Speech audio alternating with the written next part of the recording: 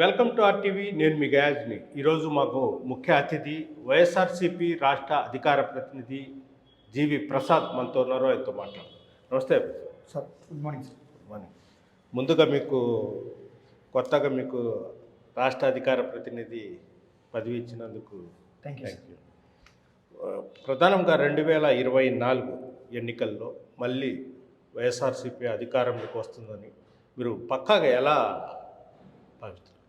Sir, 2014లో ఓడిపోయాం, 2019లో తిరిగి అధికారం చేపట్టాం, మళ్ళీ తిరిగి 2024లో కూడా అధికారాన్ని చేపట్టబోతున్నాడు. మళ్ళీ తిరిగి ఆంధ్రప్రదేశ్ రాష్ట్ర ముఖ్యమంత్రి వర్యులుగా జగన్ సార్ తిరిగి ప్రమాణ స్వీకారం చేపడతాడు. ఇది ఖచ్చితం, నిఖచ్చితంగా చెబుతున్నాం. అయితే ఎందుకు చెబుతున్నామంటే, జగన్మోహన్ రెడ్డి గారు ప్రతి పేదవాడికి, ప్రతి మధ్యతరగతి వాడికి, ప్రతి సామాన్యుడికి అందుబాటులో ఉండే విధంగా అనేక సంక్షేమ కార్యక్రమాలు, అనేక ప్రభుత్వ కార్యక్రమాలు ప్రజల ముందుకు తీసుకొని రావడం జరిగింది. వీటన్నిటిని దృష్టిలో ఉంచుకొని జగన్మోహన్ రెడ్డి గారు చేపట్టేటువంటి సంక్షేమ ప్రభుత్వం తిరిగి మళ్ళీ 2024 సంవత్సరంలో ఖచ్చితంగా ఏర్పడుతుంది సార్. అంటే 2024 ఖచ్చితంగా తెలుగుదేశం పార్టీ అధికారంలో వస్తుంది, చంద్రబాబు నాయుడు ముఖ్యమంత్రి అవుతుందని వాళ్ళు ఖచ్చితంగా చేస్తారు. ప్రజలు జగన్మోహన్ రెడ్డికి నమ్మే పరిస్థితుల్లో లేరు. ఒక అవకాశం ఇచ్చారు, తర్వాత 2024లో ఇంకా ఇవ్వరనేది వాళ్ళు ఖచ్చితంగా. సార్, ఒకటి గుర్తుపెట్టుకోండి, ఈరోజు వైఎస్ఆర్ కాంగ్రెస్ పార్టీలో ఎమ్మెల్యే సీట్ల కోసం ఎమ్మెల్యే అభ్యర్థులు, బయట ఉన్నటువంటి కొంతమంది ఆశావాహులు కూడా ఈరోజు వైఎస్ఆర్ కాంగ్రెస్ పార్టీలో ఎమ్మెల్యే సీటు కోసం ప్రయత్నం చేయడమే కాకుండా ఎగబడుతున్నారు. అదే ఈరోజు తెలుగుదేశం పార్టీకి నెల్లూరు జిల్లాలో చూసుకుంటే, శ్రీ పొట్టి శ్రీరాములు నెల్లూరు జిల్లాలో చూసుకుంటే, సూలూరుపేటకి ఇంతవరకు తెలుగుదేశం పార్టీకి అభ్యర్థికే దిక్కులేడు, కావిలికి అభ్యర్థి ఎవరో దిక్కులేదు, ఉదయగిరికి అభ్యర్థి ఎవరో దిక్కులేదు, ఆత్మకూరుకు అభ్యర్థి ఎవరో దిక్కులేదు.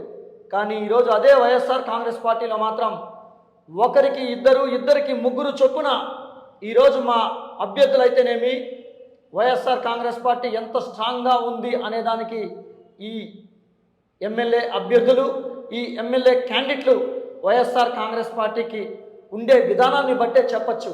తెలుగుదేశం పార్టీ అనేది అధికారం చేపట్టడం కుదరదు, ఎమ్మెల్యే అభ్యర్థులను పెట్టుకునేటువంటి పరిస్థితుల్లో ఈరోజు తెలుగుదేశం పార్టీ లేదు.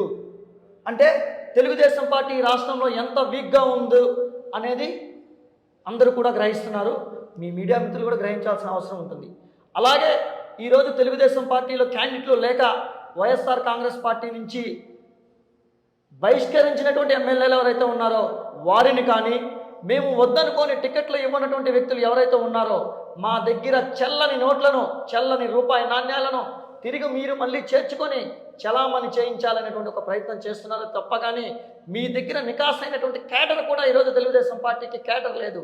కాబట్టి 100% వైఎస్ఆర్ కాంగ్రెస్ పార్టీ తిరిగి మళ్ళీ 2024 ఎన్నికలలో అధికారాన్ని చేపట్టడం జరుగుతుంది. అలాగే ఆంధ్రప్రదేశ్ రాష్ట్రానికి జగన్మోహన్ రెడ్డి గారు తిరిగి ముఖ్యమంత్రి అవుతాడనేది కూడా వాస్తవం, తథ్యం. ప్రసాద్ గారు, ఒకటి చెప్తాం. గత 20 రోజుల పైనే అంగన్వాడీలు దీక్షలు చేపడుతున్నారు, ఆందోళన చేపడుతున్నారు. దీంతోపాటు మున్సిపల్ కార్మికులు కూడా వాళ్ళు దీక్షలు చేస్తున్నారు. ఎందుకు మండి వైఖరి వ్యవహరిస్తున్నారు అనేది వాళ్ళు కూడా, మేము గత 28 రోజుల నుంచి చేస్తున్నాం, కనీసం ప్రభుత్వం స్పందించడం లేదు అంటుంది. ఎన్నికల సమయంలో ఇలా చేయడం వల్ల నష్టం కదా సార్? ఒకటైతే వాస్తవం చెప్తాను. ఈరోజు అంగన్వాడీలకు అసోసియేషన్స్కి సంబంధించి ప్రధానమైనటువంటి మిత్రపక్షమైనటువంటి సిపిఎం లెఫ్ట్ ఆర్గనైజేషన్స్ కొన్ని ఉన్నాయి. అదేవిధంగా మున్సిపల్ ఎంప్లాయీస్కి సంబంధించి వారికి కూడా లెఫ్ట్ ఆర్గనైజేషన్స్ ఉన్నటువంటి యూనియన్ల మద్దతు ఉంది. నేను ప్రధానంగా ముందు అంగన్వాడీ టీచర్ల గురించి, అంగన్వాడీ ఆయా వర్కర్స్ గురించి చెప్తాను సార్ మీకు. గతంలో 2014 నుంచి 2019 వరకు అంగన్వాడీల జీతం ఎంత, 2019 తర్వాత అంగన్వాడీల జీతం ఎంత అంటే, జగన్మోహన్ రెడ్డి గారు వచ్చిన తర్వాత అంగన్వాడీ వర్కర్స్కి, అంగన్వాడీ టీచర్లకు కానీ, ఆయాలకు కానీ జీతాలు పెంచిన మాట వాస్తవం కాదా? దీన్ని అంగన్వాడీ వర్కర్స్ అందరూ కూడా ఒక్కసారి ఆత్మవిమర్శ చేసుకోవాల్సినటువంటి అవసరం ఉంది. అలాగే మీరు గతంలో ఉన్నటువంటి కాంగ్రెస్ పార్టీ అధికారంలో ఉన్నప్పుడు కావచ్చు, లేక తెలుగుదేశం పార్టీ అధికారంలో ఉన్నప్పుడు కావచ్చు, ప్రతి ఒక్క అంగన్వాడీ టీచర్కి బిఎల్ఓ డ్యూటీ వేసి, బూత్ లెవెల్ ఆఫీసర్ డ్యూటీ వేసి, ఒక చోట అంగన్వాడీ స్కూల్ ఉంటే మరొక చోట కనీసం 10 కిలోమీటర్లు 20 కిలోమీటర్ల అవతల బిఎల్ఓ డ్యూటీ వేసి ఓటర్ల వెరిఫికేషన్ పేరుతోటి గతంలో అనేక మంది ఈ అంగన్వాడీ వర్కర్స్ని వేధించడం జరిగింది. ఈరోజు జగన్మోహన్ రెడ్డి గారు వచ్చిన తర్వాత బిఎల్ఓ డ్యూటీస్ మొత్తం కూడా అంగన్వాడీ టీచర్స్కి రద్దు చేసి సపరేట్గా సచివాలయంలో ఉండేటువంటి విఆర్ఓస్ని అలాట్ చేయడం జరిగింది. అంటే మీకు పని ఒత్తిడి కూడా తగ్గించారు కదా జగన్మోహన్ రెడ్డి గారు. ఇవన్నీ కూడా మీరు ఒక్కసారి ఆత్మవిమర్శ చేసుకోవాల్సిన అవసరం అంగన్వాడీ టీచర్స్ కానీ అంగన్వాడీ వర్కర్స్ కూడా ఎంతో అవసరం. అంతేకాని ఒకరిద్దరు చెప్పినటువంటి యూనియన్ నాయకుల ప్రోద్బలంతో, లేకపోతే మీ వెనకుండి నడిపిస్తున్నటువంటి కొంతమంది మాయాగాళ్ళ మోసంలో మీరు పడి ఈరోజు ప్రభుత్వానికి వ్యతిరేకంగా పసి బిడ్డలను గాలికి వదిలి, బాలింతలను గాలికి వదిలి ఈరోజు మీరు ధర్నా చేస్తున్నారే తప్పగానే ఈరోజు వైఎస్ఆర్ కాంగ్రెస్ పార్టీ అధికారంలోకి వచ్చిన తర్వాత మీకు జీతాలు పెంచిన మాట వాస్తవమా కాదా? గత ప్రభుత్వంలో మీ జీతం ఎంత, నేడు జీతం ఎంత, గతంలో ఉన్న పని ఒత్తిడి ఎంత, నేడు మీ పని ఒత్తిడి ఎంత, ఇవన్నీ కూడా మీరు ఆత్మవిమర్శ చేసుకోవాల్సిన అవసరం ఈరోజు అంగన్వాడీ వర్కర్స్కి ఉందండి. అదే మున్సిపల్ కార్మికులు కూడా వాళ్ళు కరోనా సమయంలో కష్టపడ్డారు. అదేవిధంగా వాళ్ళు పారిశుద్ధ్య విషయం ఛాలెంజ్ చేశారు, వాళ్ళకు కూడా విస్మరించారు, గాలికి వదిలేశారు అనేది వాళ్ళు విమర్శిస్తారు. సార్, మనం పర్టికులర్గా గమనిస్తే మున్సిపల్ ఎంప్లాయీస్కి సంబంధించి మీరందరూ కూడా గ్రహించాల్సినటువంటి విషయం ఏంటంటే, కాంట్రాక్ట్ ఎంప్లాయీస్ అనేటువంటి వాళ్ళు మున్సిపల్ డిపార్ట్మెంట్కి సంబంధించి చాలా తక్కువ మంది ఉంటారు సార్. గతంలో ప్రభుత్వ ఉద్యోగి తర్వాత time scale, NMR, NMR, contract, outsourcing అనేటువంటి విధానాలుగా ఉద్యోగస్తులు జాయిన్ అవుతారు. అయితే ఆనాడు ప్రభుత్వ ఉద్యోగులో జాయిన్ అయినటువంటి ఉద్యోగులు ఎవరైతే ఉంటారో వాళ్ళు పక్కాగా మున్సిపల్ పర్మనెంట్ ఎంప్లాయీస్. దాని తర్వాత ఉన్నటువంటి ఎన్ఎంఆర్ వ్యవస్థను గతంలో ఉండేటువంటి ప్రభుత్వాలు రద్దు చేయడం జరిగింది. ఈరోజు ఎన్ఎంఆర్లు లేవు. అలాగే టైం స్కేల్ అనేది కూడా గతంలో టైం స్కేల్ ఉండింది, దాని తర్వాత టైం స్కేల్ కూడా రద్దు చేయడం జరిగింది. ఇవన్నీ రద్దు అవ్వడానికి గల కారణం చంద్రబాబు నాయుడు గారండి. జీవో నెంబర్ 95 తీసుకొచ్చి కాంట్రాక్ట్ ఉద్యోగ వ్యవస్థను, ఎన్ఎంఆర్ వ్యవస్థను, అనేక టైం స్కేల్ వ్యవస్థను వీటిలన్నిటిని కూడా రద్దు చేసి అవుట్సోర్సింగ్ అనేటువంటి ఒక ఏజెన్సీని ఏర్పాటు చేయడం మాత్రమే జరిగింది. ఈ అవుట్సోర్సింగ్ ద్వారా ఎవరైతే జాయిన్ అవుతారో ఉద్యోగస్తులు వారిని రెగ్యులర్ చేయటం జరగదు. అది మేము చెప్పడం కాదు. అవుట్సోర్సింగ్ ఎంప్లాయ్ అనేటువంటి వ్యక్తి ఏ వ్యక్తి అయినా సరే థర్డ్ పార్టీ కింద జాయిన్ అవుతాడు కాబట్టి ఆ వ్యవస్థ ద్వారా మాత్రమే తనకు శాలరీ అందుతుంది. ఆ వ్యవస్థ ద్వారా వచ్చేటువంటి నియమ నిబంధనలు చట్టానికి లోబడి మాత్రమే అతను పనిచేస్తాడు. ఇది ప్రధానంగా ఉండేటువంటి మున్సిపల్ వర్కర్స్ అందరూ కూడా తెలుసుకోవాల్సినటువంటి అవసరం ఉంది. అయితే ఈ అవుట్సోర్సింగ్ ద్వారా జాయిన్ అయినటువంటి ఉద్యోగులు ఎవరైతే ఉంటారో ఈ ఉద్యోగులందరూ కూడా శానిటరీ మేస్త్రి కానీ, శానిటరీ వర్కర్ కానీ, లేకపోతే సంబంధిత మున్సిపల్ డిపార్ట్మెంట్కి సంబంధించినటువంటి ఎంప్లాయీస్, చిన్న స్థాయి ఎంప్లాయీలు ఎవరైతే ఉంటారో వారు చనిపోయిన తర్వాత గత ప్రభుత్వాలు ఏమి చేసాయంటే వారి బదులు వేరే వ్యక్తులను పెట్టడం జరిగేది.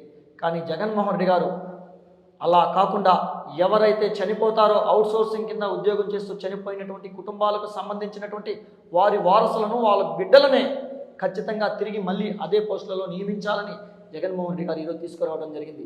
అంటే వాస్తవంగా మున్సిపల్ డిపార్ట్మెంట్కి సంబంధించి నేడు అవుట్సోర్సింగ్ కింద, సొసైటీల కింద పనిచేస్తున్నటువంటి ఉద్యోగులని ఎలా రెగ్యులర్ చేస్తారు? రెగ్యులర్ చేయాలి అంటే కాంట్రాక్ట్ వ్యవస్థలో పనిచేస్తున్న ఉద్యోగులు మాత్రమే రెగ్యులర్ చేసేదానికి మాత్రమే సదుపాయం ఉంటుంది. అలాగే ఈరోజు జగన్మోహన్ రెడ్డి గారు కాంట్రాక్ట్ వ్యవస్థను రెగ్యులర్ చేస్తూ హెల్త్ డిపార్ట్మెంటు, డిగ్రీ లెక్చరర్సు, మరికొన్ని డిపార్ట్మెంట్లకు సంబంధించినటువంటి డిపార్ట్మెంట్లో ఉండేటువంటి ఎవరైతే కాంట్రాక్ట్ ఉద్యోగులుగా ఉన్నారో గతంలో వీరందరినీ కూడా రెగ్యులరైజేషన్ చేసుకుంటూ జరగడం జరిగింది. ప్రస్తుతం చాలా డిపార్ట్మెంట్లో ఉండేటువంటి వాళ్ళు రెగ్యులర్ కూడా అయ్యారు. అయితే ఈ అవుట్సోర్సింగ్ కానీ, ఈ సొసైటీ కింద కానీ పనిచేస్తున్న ఉద్యోగులు ఎవరైతే ఉన్నారో వీరందరూ కూడా ఈరోజు రెగ్యులర్ అవ్వడం జరగదు.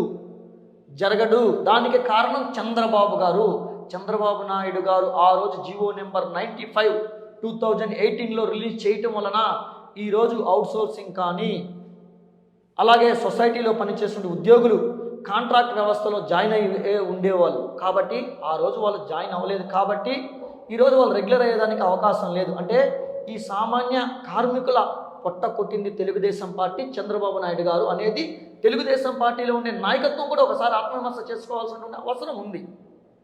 అలాగే సడన్గా మీరు నిన్న నెల్లూరు రూరల్ ఎమ్మెల్యే కోటమిరెడ్డి శ్రీధర్ రెడ్డి మీద ప్రెస్ మీట్ పెట్టి ఎందుకు ఏంటి కారణం సడన్గా ఒక్కసారిగా పడ్డారు? సార్, శ్రీధర్ రెడ్డి గారికి నాకు వ్యక్తిగతంగా ఏం గొడవలే లేవు. బహుశా శ్రీధర్ అన్న నేను 27 సంవత్సరాల నుంచి నాకు పరిచయం. శ్రీధర్ అన్న దగ్గర నేను రాజకీయంగా సంబంధించి చాలా విషయాలు నేర్చుకున్నాను. శ్రీధర్ అన్నతో ఎక్కువ కాలం కూడా ప్రయాణం చేశాను. శ్రీధర్ రెడ్డి గారు చెబితేనే నెల్లూరు నగర మేయర్ కొట్లూరు శ్రవంతి గారిని ఏకగ్రహం చేసి పార్టీకి కూడా అప్పచెప్పడం జరిగింది. అయితే శ్రీధర్ అన్న ఆయన అవసరాల నిమిత్తం, ఆయనకుండేటువంటి పరిస్థితుల నిమిత్తం, లేక పార్టీ నాయకత్వంతో తనకుండేటువంటి విభేదాలు కావచ్చు, తను పార్టీ నుంచి బయటకు వెళ్ళిపోయాడు. తను పార్టీ నుంచి బయటకు వెళ్ళిపోయిన తర్వాత వాస్తవాలు ఏవైతే ఉన్నాయో ఆ వాస్తవాలు మాత్రమే రాజకీయంగా మాట్లాడాలి తప్ప కానీ అవాస్తవాలను రాజకీయ పార్టీ మీద, అన్నం పెట్టినటువంటి పార్టీ మీద బురద చల్లాలనుకోవడం ఇంతవరకు కరెక్ట్ సార్. కాబట్టి ఆ ఒక్కటి తప్ప మరొకటి వ్యక్తిగత అంటూ నాకంటూ ఆయనతో ఎటువంటి విభేదాలు లేవు. బహుశా ఈ జిల్లా రాజకీయాలలో నేను 30 సంవత్సరాల నుంచి జిల్లా రాజకీయాల్లో, విద్యార్థి సంఘ రాజకీయాల్లో అనేకంగా పనిచేశాను. దేశ ప్రధాని ఇంటికి నల్ల జెండా కట్టి ఢిల్లీలో 3 రోజుల పాటు జైలు శిక్ష అనుభవించడం కూడా జరిగింది. అయితే నేను ఆనాడు ఉన్నటువంటి ఆనం వివేకానంద రెడ్డి గారు, కోటమిరెడ్డి శ్రీధర్ రెడ్డి గారు, వీరిద్దరి దగ్గరే శిష్యరికం చేశాను. వీరిద్దరి దగ్గరే రాజకీయ జీవితాన్ని, రాజకీయ పాఠాలని, వ్యూహాలని, ఎత్తుకు పై ఎత్తులని, ఎలా ఎన్నికలు చేయాలి, ఎలా వ్యూహం రచించాలి అనేవన్నీ కూడా నేర్చుకున్నాను. అయితే ఈరోజు ఆయన తెలుగుదేశం పార్టీలో ఉన్నాడు, నేను వైఎస్ఆర్ కాంగ్రెస్ పార్టీలో ఉన్నా. వైఎస్ఆర్ కాంగ్రెస్ పార్టీ ప్రజాప్రతినిధిగా ఆయన మా పార్టీని విమర్శించినప్పుడు, ఆయన మా పార్టీ మీద అవాస్తవాలు గుర్త జల్లాలని ప్రయత్నం చేసినప్పుడు అడ్డుకోవాల్సిన అవసరం ఎంతైనా ఉంది కాబట్టి గట్టిగానే ఖండించాం. అయితే ఒకటి, రూరల్ లిమిట్స్లో, రూరల్ నియోజకవర్గంలో అభివృద్ధి ఏం జరగలేదనేది వాళ్ళ వాదన. మీరు మాత్రం ఆదాల ప్రభాకర్ రెడ్డి గారు వచ్చిన తర్వాత అభివృద్ధి జరిగింది అంటున్నారు. ఎలా, కొద్దిగా వివరిస్తారా? చెప్తాను సార్. సార్, ప్రభాకర్ రెడ్డి గారితో ఉన్నటువంటి ఎస్పెషల్లీ ఏంటంటే, ప్రభాకర్ రెడ్డి గారు ఈ జిల్లాలో చాలా పెద్ద మనిషి, పెద్ద కుటుంబం, వివాదరహితుడు. రెండో విషయం ఏంటంటే, ప్రభాకర్ రెడ్డి గారితో ఈ జిల్లాలో ఉండేటువంటి రాజకీయాలకు అతీతంగా ప్రతి ఒక్కరూ కూడా స్నేహభావంగా ఉంటారు. అది ప్రధానమైన అంశం. అయితే ఆ ఉద్దేశంతో ప్రభాకర్ రెడ్డి గారిని జగన్ సార్ రూరల్ నియోజకవర్గ ఇన్ఛార్జిగా ఎంపిక చేసిన తర్వాత ఈ రూరల్ నియోజకవర్గానికి సంబంధించి ఎన్ని నిధులు వచ్చాయి, ఏ డిపార్ట్మెంట్ల నుంచి ఎంతెంత వచ్చాయి అనేది నేను చెప్పడమో, లేకపోతే ప్రభాకర్ రెడ్డి గారు చెప్పడమో, లేకపోతే మా పార్టీ నాయకత్వం చెప్పడం కాదు. పక్కన పెట్టండి. నేడు మున్సిపల్ డిపార్ట్మెంట్ ఉంది, పంచాయతీరాజ్ డిపార్ట్మెంట్ ఉంది, ఇరిగేషన్ డిపార్ట్మెంట్ ఉంది. అన్ని డిపార్ట్మెంట్ల నుంచి మీరే రైట్ టు ఇన్ఫర్మేషన్ యాక్ట్ కింద తీసుకోండి. ఆదాల ప్రభాకర్ రెడ్డి గారు ఇన్ఛార్జ్ అయిన తర్వాత నెల్లూరు రూరల్ నియోజకవర్గానికి విత్ కార్పొరేషన్తో 26 డివిజన్తో కలిపి ఎంత అమౌంట్ వచ్చింది, ఎక్కడెక్కడ ఏ పనులు జరిగాయి, ఎక్కడెక్కడ దేనికి ఎంతెంత నిధులు కేటాయించారు అనే దాని మీద నేను అనేది ఏంటంటే, సుమారు 200 కోట్ల రూపాయలు ఆదాల ప్రభాకర్ రెడ్డి గారు పట్టి రూరల్ నియోజకవర్గానికి నిధులు తీసుకొని రావడం జరిగింది. దీంతో కాలువలు అయితేనేమి, రోడ్లు అయితేనేమి, అనేక సంక్షేమ కార్యక్రమాలు అయితేనేమి, ఈరోజు రూరల్ నియోజకవర్గంలో గత 4 సంవత్సరాలలో జరగనటువంటి అభివృద్ధి ఈ 9 నెలల్లో ఆదాల ప్రభాకర్ రెడ్డి గారు పరుగులు పెట్టించాడు. ఈ మాట రూరల్ నియోజకవర్గంలో ఉండేటువంటి ప్రజలకు కావచ్చు, రాజకీయ పార్టీ నాయకులకు కావచ్చు, ప్రతి ఒక్కరికి కూడా అవగాహన ఉంది, ప్రతి ఒక్కరికి కూడా తెలుసు సార్. ప్రసాద్ గారు, అదేవిధంగా నెల్లూరు సిటీ కానీ, నెల్లూరు రూరల్ కానీ జనసేన అడుగుతున్నారు. జనసేన పార్టీ ఖచ్చితంగా టికెట్ ఇస్తారు, ఒక టికెట్. అయితే నెల్లూరు సిటీకి నారాయణకు మాత్రం ఖచ్చితంగా ఇస్తారు, నెల్లూరు రూరల్లో మాత్రము జనసేనకు ఇస్తారనేది ఒక ప్రచారం అయితే జరుగుతుంది. ఆ ప్రచారం కూడా వైఎస్ఆర్సీపీ వాళ్ళే చేస్తున్నారని కూడా టీడీపీ వాళ్ళు చెప్తారు. అది ఎంతవరకు కరెక్ట్ సార్? గుడ్డగాల్చి నెత్తినేయడంలో తెలుగుదేశం పార్టీ వాళ్ళకి ఇంకో పని అయితే ఉండదు సార్. ఇటీవల కాలంలో పవన్ కళ్యాణ్ గారి సోదరుడైనటువంటి నాగబాబు గారు నెల్లూరు జిల్లా పర్యటనకు వచ్చి, మేము నెల్లూరులో ఖచ్చితంగా పోటీ చేస్తాం, పోటీ చేసి తీరుతాం అని బహిర్గతంగా చెప్పడం జరిగింది. ఈ మాటలేదో నేను చెప్పడం కాదు, ఆయన ఆనాడు మీడియా సాక్షిగానే చెప్పారు. అయితే జనసేన పార్టీ నెల్లూరు నగర సీట్ని, నెల్లూరు సిటీ ఎమ్మెల్యే అభ్యర్థిత్వాన్ని జనసేన పార్టీకి కేటాయించండి అనేటువంటి దాన్ని గట్టిగా ప్రయత్నం చేస్తుంది. అయితే తెలుగుదేశం పార్టీ ఫైనాన్షియర్ అయినటువంటి నారాయణ గారు ఎవరైతే నారాయణ గారు ఉన్నారో, ఈ నారాయణ గారు నేను తెలుగుదేశం పార్టీలోనే పోటీ చేస్తాను, తెలుగుదేశం పార్టీ ద్వారా నేను సిటీ అభ్యర్థిగా పోటీ చేయాలని గట్టిగా పట్టుపట్టడం జరిగింది. అయితే అటు ఈ విషయంలో ఎటు తేల్చుకోలేనటువంటి సందర్భంలో ఉన్నటువంటి తెలుగుదేశం పార్టీ నాయకత్వం పక్కనున్నటువంటి నెల్లూరు నగర కార్పొరేషన్లో భాగమై 26 డివిజన్లతో 18 గ్రామాలతో ఉన్నటువంటి నెల్లూరు రూరల్ నియోజకవర్గాన్ని అటు అజీజ్ బాయ్, తెలుగుదేశం పార్టీలో ఉండేటువంటి అజీజ్ బాయ్, కోటమిరెడ్డి శ్రీధర్రెడ్డి గారు ఇద్దరు ప్రయత్నం చేస్తున్న మాట ఈ నెల్లూరు రూరల్ నియోజకవర్గంతో పాటు నెల్లూరు జిల్లాలో ఉండేటువంటి ఇరు పార్టీ నాయకత్వానికి కూడా తెలిసింది. అయితే దాన్ని జనసేన పార్టీకి కేటాయిస్తారు అనేది స్వయాన తెలుగుదేశం పార్టీలో ఉండేటువంటి ఒక సీనియర్ నాయకుడు బహిర్గతంగా ఈ మధ్య కొంతమందికి చెప్పడం జరిగింది. కాబట్టి త్వరలో నెల్లూరు రూరల్ నియోజకవర్గాన్ని జనసేన పార్టీకి కేటాయిస్తారని తెలుగుదేశం పార్టీ నాయకత్వమే ప్రచారం చేస్తుంది. తెలుగుదేశం పార్టీయే చెబుతుంది.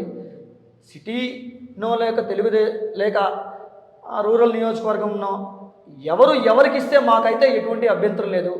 ఎవరు పోటీ చేసినా ఏమి చేసినా అటు సిటీ నియోజకవర్గంలో కావచ్చు, రూరల్ నియోజకవర్గంలో కావచ్చు, వైఎస్ఆర్ కాంగ్రెస్ పార్టీ గెలుస్తుంది. వైఎస్ఆర్ కాంగ్రెస్ పార్టీ ఎమ్మెల్యే అభ్యర్థులు శాసనసభకు పోతారు. ఓకే, థ్యాంక్ యూ ప్రసాద్ గారు. అంటే ప్రధానంగా నెల్లూరు రూరల్ ఎమ్మెల్యే కోటమిరెడ్డి శ్రీధర్ రెడ్డితో ఎలాంటి నాకు వ్యక్తిగత ఇది లేదు. అయితే వైఎస్ఆర్సీపీ పార్టీ నుంచి విడిపోయిన తర్వాత అదే పార్టీకి విమర్శించడము, బురద జల్లే కార్యక్రమాలు చేపడితే మాత్రము రాజకీయంగా తాము ఒప్పుకునేది లేదని కూడా జీవి ప్రసాద్ చెప్తున్నారు. వీడియో తెలియని ప్రదీప్తో గయాల్ RTV నెల్లూరు నుంచి. మరిన్ని వీడియోస్ కోసం ఛానల్ ని సబ్స్క్రైబ్ చేయండి. లేటెస్ట్ అప్డేట్స్ కోసం వాట్సాప్ ఛానల్ ని ఫాలో చేయండి.